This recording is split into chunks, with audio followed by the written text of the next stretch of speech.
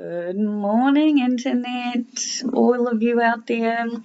It's 8:49 a.m. on the 27th of April 2022.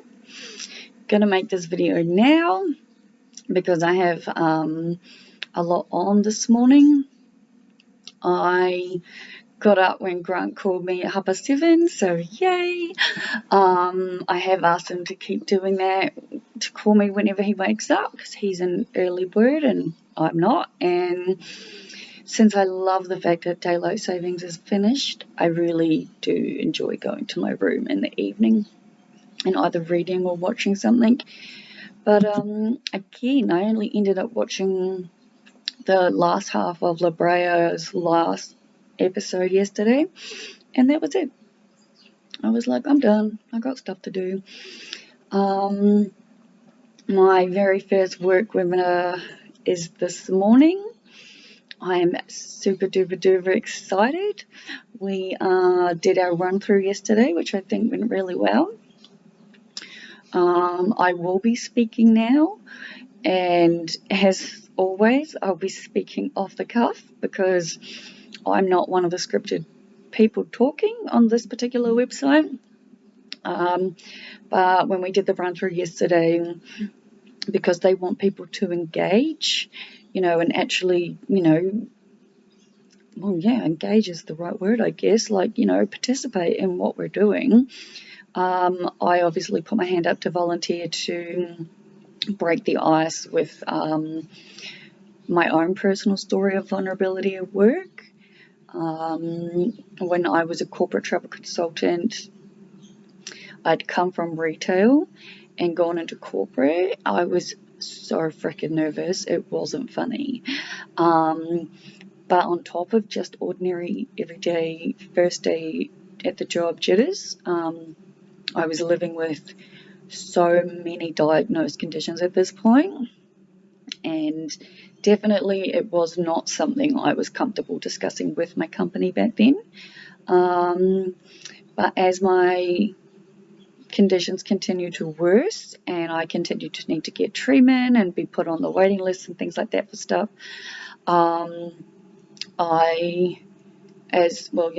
my condition deteriorated to the point where I couldn't walk or go into the office whatsoever without walking sticks or crutches.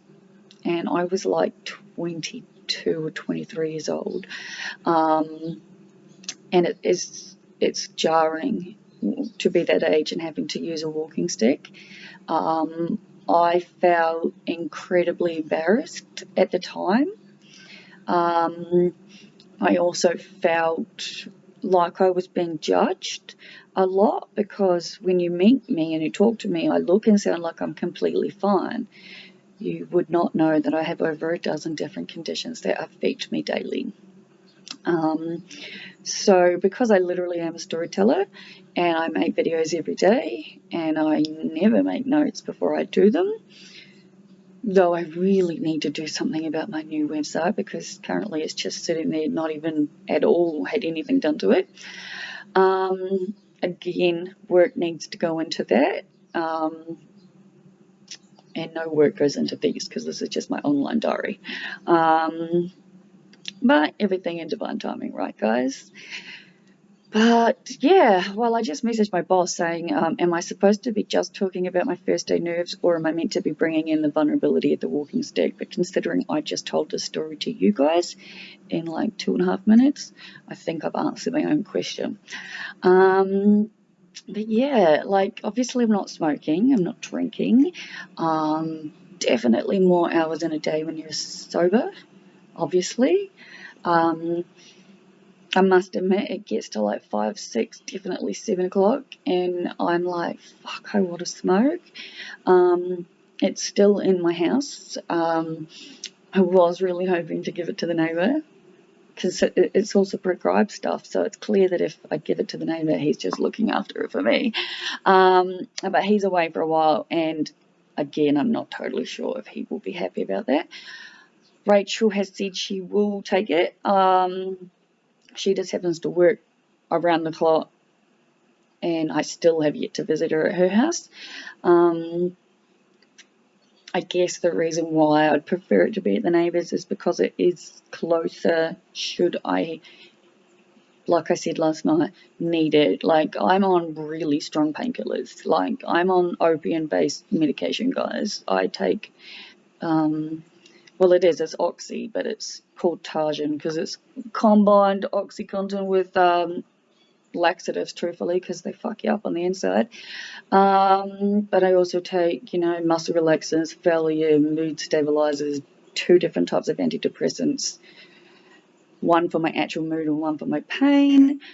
Like, the amount of medication I take, all of which says probably don't mix with alcohol, which would explain falling down the wall at Grant's house, I feel. But yeah, like, I'm awake so much longer. So I was up until like 11:30, and I made myself go to bed at that point. I was like, I know Grant's calling me. He could call me from anywhere between 6:30 and 7:30, depending on when he wakes up. Yeah, but I'm enjoying everything. Life is good. I'm feeling really happy. I fully realized something yesterday that I've known for a long time, but excuse me, I forget, which is strange. But I believe there's pretty much 2 versions to all of us. Yeah, so we've got our lower self and our higher self. But when I'm like step into myself and I'm the confident version of me, I fucking love me. I know I'm an overly sensitive, very fragile, easily triggered person, but I'm working on that. Complex PTSD is a head fuck, guys. Like, I don't know how else to explain that, and that's just by itself. When we start adding in ADHD and suicidal ideation and BPD and bipolar and all the fucking rest of it, I'm just freaking proud of myself that I function, if I'm honest. But honestly, I do. I just feel so freaking good. My enthusiasm when I'm on these like video calls is just so infectious. Like, I don't think I'll ever stop working for these people, not unless I have to, and I can't see why that would be.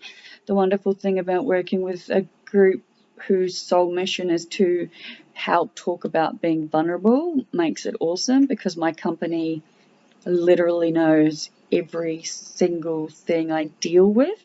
So on my YouTube channel, on the About page, you will have seen that I listed everything I deal with. Well, I basically copied that into a personal letter, and then it's not the same as YouTube, don't get me wrong, but every single condition I've ever listed, like that I live with, was sent to work. So they're aware of everything, which is fantastic. And again, yesterday I think I may have said it, but I don't know if I said it in the video or not, but I have realized I'm a really awkward person. Like, consciously realize, just, I don't know, awkward in the sense of, I don't know, yesterday I was at the iPlace, had multiple bags, trying to like get my way through, feeling like I'm a giant banging into things, I don't know. But I have decided to absolutely own every single thing about me. And Confident Liv kicks ass. She's been saving me for as long as I can fucking remember. Like, doesn't take shit from anyone. And I think that's where I'm getting to this whole, like, I met Randy's mum and I was talking about it with her. And as weird as it might be for Randy, I am going to ask if I can contact her to be on Messenger, because she believes all the things I do, which makes it interesting to talk to. But yeah, just, I don't know, life is good, things are going well. I feel like I was saying that for a reason and I've missed the point. That happens though. Shit, I've nearly talked for like 10 minutes. Anyway, I will probably do a video later because, as I said, we're first live webinars today. It's now just about to hit 9 a.m. I need to go shower, make myself pretty. I think I look pretty right now, though, truthfully. I'm definitely not one of those people that think you need to wear makeup or change who you are. In fact, I told the optometrist yesterday. She's lovely, and I've met her a few times. And she's obviously older than me.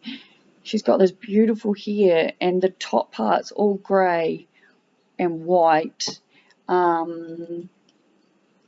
And I said to her, I was sitting in the chair, she was checking all the results or whatever, and I said to her, I'm like, I really hope this is not inappropriate to say.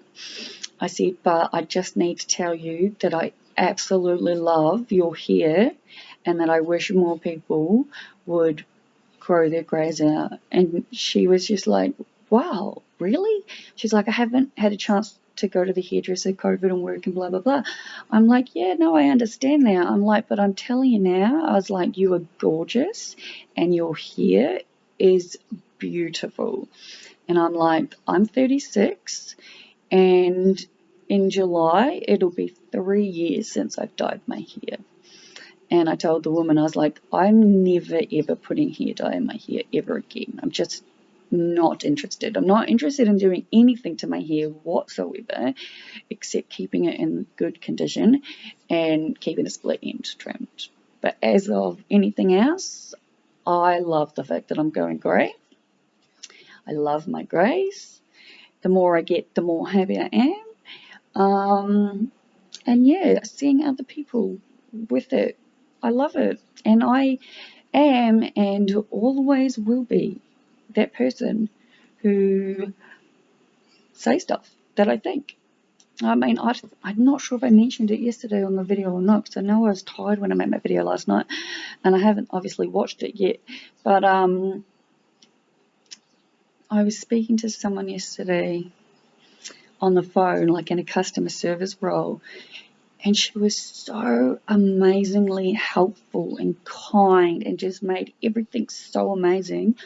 I was like, can you please give me your supervisor's email? And she's like, why? And I was like, because I'd like to tell her how amazing you are.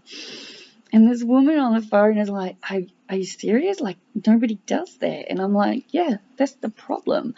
I'm like, everybody in this world is so quick to tell us what we're all doing wrong. I'm like, but we need to be telling people what they're doing right more. It's more important as far as I'm concerned. And she's like, oh no, that makes me feel bad. I said, you haven't asked me to do it. I was like, please give me the email and the ladies or the team members, supervisor's name, whoever it is. So she told me the person's name. It was a woman. She gave me the email address. And as soon as I got off the phone, or pretty much as soon as I got off the phone, I sent through an email to this woman's boss and told her how absolutely fantastic this lady is at her job and that she deserves the recognition that she deserves. Because it was like 2 seconds out of my day to send the email, and the woman I spoke to made my day. So I really, really am a big believer in paying it forward, guys. Telling people good things, the world that we live in is just so quick to hate, and it's shit. And I am going to continue being someone who always tells people the nice things. And yes, I am one of those people that will walk up to a complete stranger in the middle of anywhere and tell them that they look beautiful or have gorgeous hair or whatever it might be. And I'm 36 and have been doing this for as many years as I can remember. And how do I put this? Every single time I've done it, it's made someone's day. The way they smile, the way they get all happy. Like, people don't just compliment people anymore. And I've found that when I do it to people I know, for example, Andrew's coming to mind, they get all shy and weird and just like, oh, and I'm like, no, we need to learn to accept the compliments. The amount of shit Andrew has taught me since actually becoming friends, I guess, unbelievable. I couldn't believe that he taught me that I'm not supposed to write clean me on my dirty car or my motorbike because it will just scratch the dirt in. I couldn't believe that I didn't know that, because it makes so much sense after he pointed it out. But it's the same as the whole, you don't clean your glasses with a dry tissue on dry glasses because it will scratch them. But if you use the spray, you can't use the cloth. You must use the tissue. Again, didn't know any of this until yesterday. I really feel like sometimes the amount of shit I don't know would probably fill up a lot more than what I do. But I'm feeling really confident. I'm happy. I'm even more excited to study and learn because of my job. And yeah, I need to go and have a shower and get ready, so I'm going to stop talking because it's nearly 16 minutes. But yeah, to the people out there sending me lots of messages and comments around the clock, I am replying as best as I can. Please follow me on my website, which is linked to my page. That's where all my stories are. And please keep in mind that I'm very busy, so I can't always respond. But thanks for watching, and please subscribe to my channel.